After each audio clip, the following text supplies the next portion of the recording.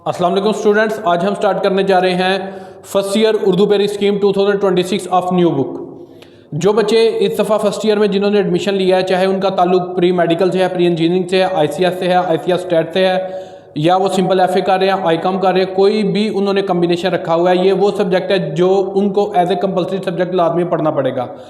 इससे पहले अगर आप देखें तो आपने 9 और 10 के अंदर उर्दू के 2 दफ़ा पेपर दिए बोर्ड के, मगर उन पेपर्स और इस पेपर के अंदर बहुत ज़्यादा डिफरेंस है। पहले तो आपको ये बताता चलूँ कि इस पेपर के अंदर कई ऐसी चीज़ें आएंगी जो आपने पहले नहीं पढ़ी, जिनका 9th के अंदर या 10 के अंदर आपको बिल्कुल भी तस्करा नहीं मिलता। उसकी आपको एक मिसाल दे देता हूँ। जैसा कि आपने वहाँ पर तलखीस ना आपने 9 में पढ़ी ना 10 में पढ़ी, उसके अलावा रसीद ना आपने 9 क्लास में पढ़ी ना 10 क्लास में पढ़ी। रुदाद पढ़ने की हद तक आप लोगों के सिलेबस में ज़रूर थी, मगर बच्चे उसको तैयार नहीं करते, याद नहीं करते, ये भी आपके लिए नई चीज़ थी। ये कुछ चीज़ें वो थी जो आपने 9-10 के अंदर बिल्कुल भी नहीं पढ़ी। इसके अलावा अगर आप शाको सुबाक की बात करें तो वो भी 9-10 के अंदर आपसे नहीं पूछा जाता। और अगर हम मार्क्स की डिवीज़न की बात करें तो वो भी बेटा फर्स्ट ईयर के अंदर और सेकंड ईयर के अंदर बिल्कुल मुख्तलिफ होती है। अब फर्स्ट ईयर के अंदर बच्चों के लिए ये एक बिल्कुल नया पेपर होता है। बच्चे कंफ्यूज भी होते हैं कि इसमें हम कौन सी चीज़ करके कितने नंबर हासिल कर सकते हैं। और 9-10 के अंदर जो बच्चों को सबसे बड़ा एडवांटेज होता है, वहाँ पे नसर में से हिस्सा नसर में से सवाल जवाब आते हैं जो बच्चों को 10 नंबर के आते हैं, और उनमें से अक्सर बच्चे 10 में से 8 नंबर हासिल कर लेते हैं। मगर इस पेपर के अंदर बेटा आपको हिस्सा नसर में से कोई भी सवाल जवाब नहीं आएंगे। ये वो मेन डिफरेंस है जो 9-10 और फर्स्ट ईयर सेकंड ईयर की उर्दू के पेपर के अंदर आते हैं और बच्चे इससे ना आशना होते हैं। अब यहाँ हम आज शुरू करेंगे उर्दू की पेरी स्कीम, उसकी सारी डिटेल आपको बताऊंगा। आपने कौन सी गलतियां टाइम के लिहाज से नहीं करनी, ये तमाम बातें आपको बताई जाएंगी। वीडियो को आपने बेटा लाजमन एंड तक देखना है, और जो इस वक्त मेरी वीडियो को देख रहे हैं अगर वो मेरे चैनल पे न्यू है तो काइंडली चैनल को सब्सक्राइब करें, और एटलीस्ट 1 स्टूडेंट के साथ आपने मेरी वीडियो जरूर शेयर करनी है। जज़ाकल्लाह। तो आइए हम शुरू करते हैं इसकी पेरी स्कीम। सबसे पहले बेटा आपको इसका हिस्सा मरूदी दिया जाएगा, जो कि कुल नंबर उसके 20 होंगे, मगर जो हिस्सा मरूदी है उसके जो MCQs हैं उन्हें 4 हिस्सों में तकसीम किया जाता है। उन्हें 4 हिस्सों में तकसीम किया जाता है। 5-5 नंबर के उसके 4 पोर्शन बनाए जाते हैं। सबसे पहले पोर्शन की हम बात करें बेटा, वो हिस्सा नसर होता है। हिस्सा नसर में से आपको 5 MCQs आते हैं, जो आपकी सिंपल वर्ड में कहें तो इंग्लिश ये है, वो सबक है आपके उर्दू ए के वो सबक हैं आपके। उनको आपने बेटा अच्छी तरह रीड आउट करना है। उसमें से आपको किसी के मुसन्निफ का नाम या किसी भी कहानी के सवाल जवाब पूछे जा सकते हैं। उसके बाद आपकी अदबी इस्तिलाहात आ जाती हैं, उसके अंदर आपका तशबीह आ जाता है, इस्तारा आ जाता है और तलमिया आ जाता है। ये भी बेटा आपका 5 नंबर के MCQs आएंगे। उसके बाद जो तीसरा आपका पोर्शन होता है वो हिस्सा नज़म और गज़ल में से होता है। इसमें आपको रदीफ, काफिया, मतला, मक्ता, ये 5 नंबर के MCQs लाजमी आएंगे। उसके बाद आपके पास बेटा तस्कीरो तानीस आ जाता है। ये भी आपको 5 नंबर के, ये ग्रामर की रूह से आपने ठीक करना होता है। आपको ऊपर जो इबारत दी गई है, जो जुमला दिया गया, उसमें आपने देखना है कि मुज़क्कर की बात हो रही है, मुसन्नफ की बात हो रही है, या क्या उसने मुज़क्कर मुअन्नस के लिहाज से चीज़ नीचे पूछी हुई है। तो ये आपका मरूजी के 20 नंबर मुकम्मल हो जाते हैं। बेटा ये 20 नंबर का मरूजी है और आपको इसे सॉल्व करने के लिए 20 मिनट ही दिए जाते हैं। इसके अंदर आपने बेटा अपना हाथ तेज चलाना है, क्योंकि मरूजी के अंदर 3-4 मिनट या सम टाइम 5 मिनट वेस्ट हो जाते हैं पेपर डिस्ट्रीब्यूशन के अंदर। जब आपको इंशाइया तर्ज का पेपर मिलेगा, उसके अंदर आपको बेटा सबसे पहले सवाल दिया जाएगा, नज़म के अशार की तशरीह करनी है आपने। अशार की तशरीह आपने 9th क्लास में भी किया, 10th क्लास में भी किया, मगर ये अशार की तशरीह उन अशार से मुख्तलिफ होती है। वहाँ एक बच्चों को रटा रटाया जुमला बताया जाता था कि इस शेर में शायर कहता है, ये हर बच्चे ने जुमला लिखा होता था और उसके आगे वो तशरीह करता था। यहाँ पे आपने बेटा एक प्रॉपर वे के अंदर ऑलमोस्ट हाफ पेज की आपने एक अच्छी तशरीह लिखनी है। हाफ पेज से आप ऊपर भी जा सकते हैं, मगर 1 पेज से उस ज्यादा की तशरीह आपकी नहीं होनी चाहिए। आपको 2 शेर आएंगे, आपने उन दोनों की तशरीहात लिखनी है। अब इसके अंदर आपने शायर का नाम भी लिखना है और नज़म का भी नाम लिखना है। टोटल आपको ये आएगा, जो क्वेश्चन है नज़म के अशार की तशरीह 10 नंबर का, जिसमें 8 नंबर की आपको तशरीहात के नंबर होंगे, और 1 नंबर आपको शायर का नाम लिखने का दिया जाएगा, और 1 नंबर आपको नज़म का नाम लिखने का दिया जाएगा। अगर किसी बच्चे की तशरीहात गलत भी हैं, उसने शायर का नाम और नज़म का नाम ठीक लिखा, तो उसे 2 नंबर लाजमी मिलेंगे। अब आपकी 2 तशरीहात थी, ये 1 तशरीह आपकी 4 नंबर की होगी। दूसरे नंबर पे इसकी बेजुदा, जिसके अंदर है गजल के अशार की तशरीह, 3 आपको आएंगी, 3 ही आपने करनी है। इसके अंदर बेटा आपने गजल का शायर का नाम जरूर लिखना है, वो आपको 1 नंबर का होगा। यहाँ आपने गजल का नाम नहीं लिखना, गजल के नाम की यहाँ पे कोई जरूरत नहीं है। गजल आपने सिंपल उसके अशार की तशरीह ही याद करनी है और सिर्फ शायर का नाम याद करना है। इसकी नंबरों की कुछ तकसीम इस तरह है कि 3 × 3 × 3 3 शेर आपको दिए गए हैं, अशार दिए गए हैं, उनकी आपने तीनों की तशरीह करनी है। हर अशार की तशरीह 3-3 नंबर की है, साथ 1 नंबर आपका शायर के नाम का, ये भी आपके टोटल 10 नंबर हो गए। उसके बाद बेटा आपका अगला सवाल है सवाल नंबर 3, सियाको सबाक के हवाले से तशरीह आपने करनी है। 2 आपको दी जाएंगी, 1 आपने करनी है। यहां मैं एक बात क्लियर करना चाहूंगा बेटा, आपके जितने भी हिस्सा नसर के वो जितने भी चैप्टर हैं आपके, उनको आपने 2 पे डिवाइड करना है। जो आपके पास आंसर आएगा, जो ऊपर वाले हाफ है उनमें से एक पैराग्राफ आएगा, और जो नीचे वाले हाफ है उनमें से आपका दूसरा पैराग्राफ आएगा। आपकी बहुत ही कोई बैड लक हो तो अब वो इस तरह करता है कि दोनों पैराग्राफ सेकंड हाफ में से दे दिए या फर्स्ट हाफ में से दे दिए। अदरवाइज 99% आप पिछले पेपर भी उठा के देख लें, अभी की जो बोर्ड की गाइडलाइन आई है उसे भी आप पढ़ के देख लें, आपको यही मिलेगा कि आपके पहले जो हाफ चैप्टर है उनमें से एक पैराग्राफ आएगा, जो सेकंड हाफ है उनमें से दूसरा पैराग्राफ आएगा। उन 2 में से आपने बेटा एक करना होता है। यहाँ पे आपको एडवांटेज ये है कि आपको जो चैप्टर आसान लग रहा है, अगर फर्स्ट हाफ वाले आसान लग रहे हैं आप वो तैयार कर लें, अगर सेकंड हाफ वाले लग रहे हैं तो वो आप तैयार कर सकते हैं। ये बेटा आपने इसके नंबरों की तकसीम, टोटल नंबर इसके 15, मगर इसके नंबरों की तकसीम थोड़ी डिफरेंट है। डिफरेंट कैसे है कि यहाँ पे आपने सबक का अनवान भी लिखना है, मुसन्निफ का नाम भी लिखना है, और जहां से वो पैराग्राफ दिया गया उससे पीछे उस कहानी में क्या हुआ है वो आपने सियाको सबाक भी लिखना है। तो आपके पास बेटा तशरीह के जो पैराग्राफ है उसकी तशरीह के 10 नंबर है, सियाको सबाक के 3 नंबर है, 1 नंबर सबक का अनवान है और 1 नंबर मुसन्निफ का नाम है। इस तरह आपके इस सवाल के 15 नंबर मुकम्मल होते हैं। अगर किसी बच्चे को सबक का अनवान आता है, मुसन्निफ का नाम आता है, बाकी सब कुछ गलत हो जाता है, तो उसे फिर भी ये 2 नंबर लाजमी मिलेंगे।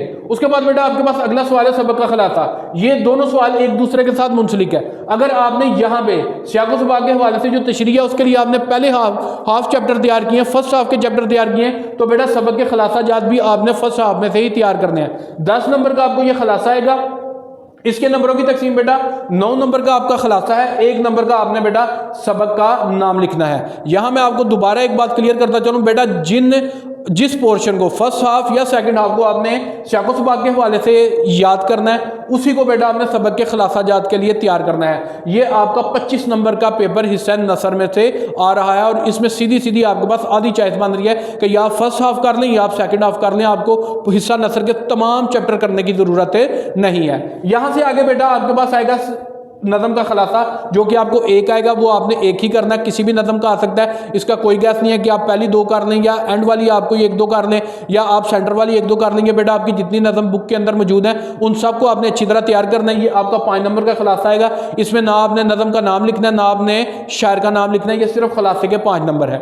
उसके बाद बेटा क्वेश्चन नंबर 6 है मुकालमा या रुदाद। मुकालमा क्या है? जो 2 लोग आपस में बातचीत करते हैं। मिसाल के तौर पे जिस तरह अक्सर आपने 9th और 10th में ये मुकालमे से आप आशना है, आपने पढ़ा हुआ है कि गाहक और दुकानदार के दरमियान, 2 तालिब इल्मों के दरमियान, उस्ताद और तालिब इल्म के दरमियान, इस तरह आपको मुख्तलिफ मुकालमाजात दिए जाते हैं जिनको आपने लिखना होता है। दूसरी तरफ है रुदाद। रुदाद होता है बेटा आपने आंखों देखा हाल बयान करना। मिसाल के तौर पे आजकल पाकिस्तान और साउथ अफ्रीका का टेस्ट मैच चल रहा है। मैं वो टेस्ट मैच अगर रेगुलर देख रहा हूं तो मैं जब 5 दिन मुकम्मल हो जाए या जब भी टेस्ट का कोई रिजल्ट निकल आए, वो ड्रा हो जाए या पाकिस्तान जीत जाए हार जाए, तो मैं फिर उस पूरे टेस्ट मैच का आंखों देखा हाल बयान करूंगा कि किस तरह किसने टॉस जीता, क्या किया, किसने पहले बैटिंग की, बाद में की, पहले बैटिंग वाले ने कितना स्कोर किया, ये सारी तफसीलात उसमें लिखी जाएंगी। उसे हम रुदाद कहते हैं। आपने कहीं पे सफ़र किया, आपने लाहौर का विजिट किया, आपने कोई तलीमी सफ़र किया है, किसी यूनिवर्सिटी का विजिट किया है, किसी साइंस लैब का विजिट किया है, किसी और इदारे में जाके आपने विजिट किया है, उस पूरे विजिट को, उस पूरे सफ़र को आपने एक रुदाद की शक्ल में लिखना होता है। आपने उसमें अपना आंखों देखा हाल बयान करना होता है। ये बेटा आपको मुकालमा या रुदाद आएगा। इनमें से आपने कोई एक करना है। ये आपको 10 नंबर का आएगा। एक मुकालमा आएगा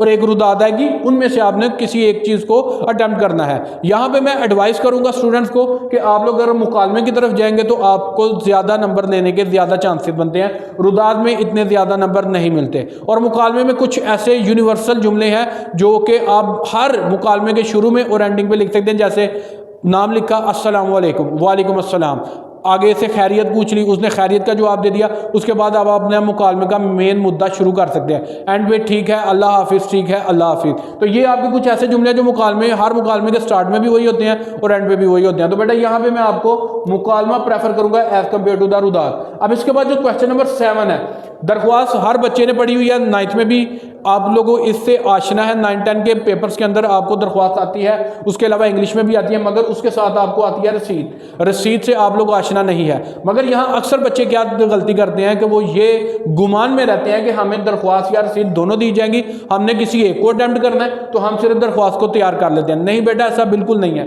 आपको दरख्वास्त या रसीद में से कोई एक ही दी जाएगी और आपने वही करनी है। अगर वो आपको रसीद दे देता है, आपको फिर रसीद ही करनी पड़ेगी। अगर वो आपको दरख्वास्त दे देता है तो आपको दरख्वास्त ही करनी पड़ेगी। इसमें आप ये नहीं कर सकते कि मैं दरख्वास्त छोड़ दूं, या ये नहीं कर सकते कि मैं रसीद। यहां पे आपके पास चॉइस मौजूद है, आप या मुकालमा कर लें या आप रुदात कर लें। इन दोनों आएंगे आपको, आपने कोई एक करना, तो यहां पे मैंने आपको कहा आप मुकालमा कर लें। दरख्वास्त का बेटा आपने पैटर्न लाजमी याद करना है। पैटर्न आपको 4 नंबर का आएगा। 4 नंबर पैटर्न के होते हैं, 6 नंबर बीच में मजमून के होते हैं। तो आप अगर दरख्वास्त मुकम्मल सारी नहीं याद कर सकते तो बेटा उसका पैटर्न जरूर आपने अलिफ से लेके ये तक, यानी ऊपर वाला हिस्सा और नीचे वाला हिस्सा आपने लाजमी अच्छी तरह याद करना है। जहां पे आपके पास कामा, फुल स्टॉप, जो भी साइन आ रहे हैं वो आपने अच्छी तरह याद करना है। इसी तरह बेटा रसीद है, रसीद को लिखने का भी तरीका, आप किसी भी चीज़ की रसीद लिख रहे हैं उसका एक प्रॉपर तरीका, एक पैटर्न है, उस पैटर्न को भी आपने अच्छी तरह याद कर लेना है। बीच में जो चीज़ें हैं वो कुछ चीज़ें हैं, जैसे जानवरों की रसीद है तो हर जानवर की कुछ ऐसी खसूसियात हैं जो हर रसीद के अंदर लिखी गई है, जैसा कि जानवर का रंग कौन सा है, जानवर के सींग हैं कि नहीं है, जानवर की टांगे कितनी है, जानवर दूध देने वाला था या बगैर दूध के था। इस तरह ये मुख्तलिफ चीज़ें हैं जो कॉमन है। उसके अलावा अगर आपको गाड़ी वगैरह खरीद रहे हैं तो हर गाड़ी का कलर भी उसमें लिखा जाएगा, हर गाड़ी का नंबर भी उसके अंदर लिखा जाएगा, हर गाड़ी की सवारियों की बिठाने की कैपेसिटी कितनी है। यानी मैंने एक अदद मोटरसाइकिल ली है जिसके ऊपर 2 अफराद बैठ सकते हैं। अगर आपने कार लिया तो आप उसके अंदर 4 या 5 अफराद का जिक्र करेंगे। इसी तरह बेटा ये रसीद का भी आपने पैटर्न जरूर कर लेना है, ताकि अगर आपको रसीद लिखनी नहीं भी आती तो आप उसकी ये जो कॉमन चीज़ें हैं वो लिख के आप तकरीबन 10 में से 5 या 6 नंबर आसानी से हासिल कर सकते हैं। मैं दोबारा क्लियर करने लगा बेटा आपको, दरख्वास्त या रसीद इनमें से एक ही चीज़ आपको पेपर में आएगी और वो एक ही आपने करनी होगी। मगर यहाँ पे आपको ये 2 चीज़ें आएंगी, मुकालमा या रुदात। इनमें से आप पे चॉइस है, आपकी चॉइस है कि आप कौन सी चीज़ तैयार करते हैं। अब बेटा इस पेपर का आखिरी सवाल है जो है अबारत की तलखीस। ये एक बिल्कुल न्यू चीज़ है जो 9-10 के अंदर बच्चों ने बिल्कुल नहीं स्टडी किया हुआ, ना किसी टीचर ने इसका उनके साथ जिक्र किया, क्योंकि ये वहाँ के सिलेबस में इंक्लूड ही नहीं है। तलखीस होती क्या बेटा, मैं आपको पहले तलखीस का बता दूँ। तलखीस ये है कि आपको एक अबारत दी जाती है, उस अबारत को अब आपने आसान लफ्जों में और छोटा करके लिखना होता है। हमारे उस्ताद मोहतरम थे, अल्लाह ताला उन्हें जन्नत में आला मुकाम अता फरमाए, उन्होंने हमें सीधा सा तरीका बताया था कि बेटा आप आसानी से अंदाजे से उसके एक लाइन के लफ्ज़ गिने, जितनी लाइनें लिखी हैं उससे मल्टीप्लाई कर दें। यानी अगर वो 5 लाइनें, एक लाइन में वो 20 लफ्ज़ हैं तो आप 5 को 20 से मल्टीप्लाई करेंगे, 100 आ जाएगा। 100 को अब आपने बेटा 3 पे डिवाइड करना है। जब आप 3 पे डिवाइड करेंगे तो 33 वर्ड्स बनेंगे।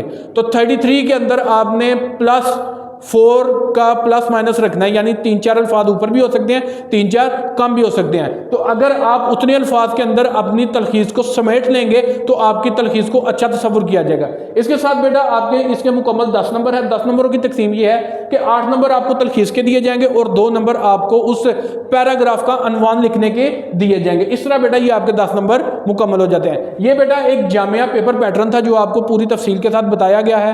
आपकी स्कीम बताई गई है कि कहाँ पे कौन सी चीज़ आप छोड़ सकते हैं, कौन सी आपने लाजमी करनी है, किन चीज़ों में आपके पास चॉइस है, किन में नहीं है। अब मैं उन बच्चों की बात करूंगा जिनके लिए मैं मेन पेयरिंग स्कीम बनाता हूं, जो कि हमारे एवरेज और बिलो एवरेज स्टूडेंट हैं, जो सिर्फ हाफ मार्क्स या जस्ट पास होना चाहते हैं। उनके लिए मैं बताता चलूँ कि उन्होंने बेटा वो कौन सी चीज़ें करनी है। इसके अंदर बेटा आपने सबसे पहले अपने पेपर को 2 हिस्सों में तकसीम कर लें।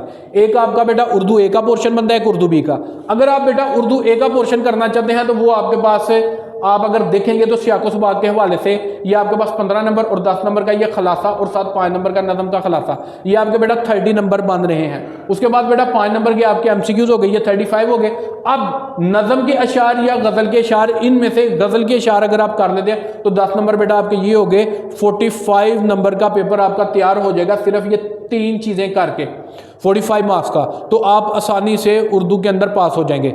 मगर अगर आपको लगता है कि आपकी लर्निंग कैपेसिटी, याद रखने की कैपेसिटी इतनी ज़्यादा नहीं है, तो आप पैटर्न वाली चीज़ों की तरफ जाना चाहते हैं, तो फिर बेटा आपको उर्दू बी की सारी चीज़ें करनी पड़ेगी। जैसा कि मुकालमा आपको लाजमी करना पड़ेगा, दरख्वास्त या रसीद, ये दोनों चीज़ें आपको करनी पड़ेगी, और अबारत की तलखीस ये आपको जो लाजमी प्रैक्टिस करनी पड़ेगी। इसके साथ साथ बेटा आपको यहाँ पे सियाको सबाक के हवाले से और ये वाला सवाल लाजमी करना पड़ेगा। अब अगर ओवरऑल पेपर में से मैं आपको क्वेश्चन रिकमेंड करूं तो बेटा आपने क्वेश्चन नंबर 3 किसी सूरत नहीं छोड़ना। जो बच्चे पास भी होना चाहते हैं और मोर देन हाफ मार्क्स लेना चाहते हैं कि हमारे 50, 60 या 65 तक मार्क्स आ जाए, बेटा आपने क्वेश्चन नंबर 3 और 4 आपने लाजमी करना है। ये 2 क्वेश्चन आपके करेंगे तो बेटा आपके बन जाएंगे 25 मार्क्स। उसके बाद बेटा आपने मुकालमा या रुदाद, इसमें से मुकालमा आपने जरूर करना है, 10 नंबर आपके ये बन जाएंगे। उसके बाद बेटा आपने दरख्वास्त या रसीद, ये भी आपने लाजमी करनी है, 10 नंबर आपके बेटा ये बन जाएंगे। और उसके बाद बेटा तलखीस है, तलखीस अगर आपने 3 से 4 तलखीसों की प्रैक्टिस कर ली, आपको बात समझ आ गई, तो इंशाल्लाह आप इसमें से 8 नंबर जरूर ले लेंगे। तो 10 नंबर का बेटा आपने ये सवाल कर लेना। अब अगर इधर हम काउंट करें तो बेटा आपका ये ऑलमोस्ट 55 मार्क्स का पेपर तैयार हो गया। 55 मार्क्स आपके ये हैं, ऊपर से आपके हिस्सा नसर के 60 मार्क्स का आपका पेपर तैयार हो गया। और ये आप यहाँ पे जो बाकी 15 नंबर के एमसीक्यूज है आप उनमें तुक्के लगा सकते हैं, उनमें आपके जितने नंबर आ जाएंगे वो आपके बोनस के तौर पर होंगे। इंशाल्लाह आने वाले दिनों में हम डिस्कस करेंगे कि एक शेर की तशरीह हम कितनी लिखते हैं, किस तरह लिखते हैं, हमने गज़ल की तशरीह कैसे करनी है, हमने सियाक़ो सबाक कितनी लाइनों का लिखना है, उसके बाद तशरीह हम कितनी करेंगे, उसके बाद सबक का खुलासा ज़्यादा से ज़्यादा कितने पेजों का होना चाहिए, उसके बाद हमारा मुकालमा, इसका जिस तरह मैंने अभी आपको एक ट्रिक बता भी दी है, और इससे मज़ीद जुमले भी आपको ऐसे बताए जाएंगे जिनमें आपने सिर्फ 1-2 लफ्ज़ बदलना होगा अपने मुकालमे के टॉपिक के मुताबिक, तो आपका वो मुकालमा पूरा होता जाएगा। इसी तरह आपको दरख्वास्त या रसीद इंपॉर्टेंट कौन कौन सी दरख्वास्तें हैं, कौन कौन सी रसीदें इंपॉर्टेंट है, और उसके बाद बेटा आपको इबारत की तलखीस अभी भी तरीका बताया, इंशाल्लाह दोबारा भी आपको इसकी डिटेल में वीडियो बना के अपलोड कर दी जाएगी। उम्मीद करता हूँ आपको मेरी वीडियो पसंद आई होगी। जो न्यू बच्चे हैं फर्स्ट ईयर के अंदर 9 से 10 में आए हैं, उनसे मेरी स्पेशल रिक्वेस्ट है कि वो अपने क्लास फेलो के साथ मेरी वीडियो को लाजमी शेयर करें।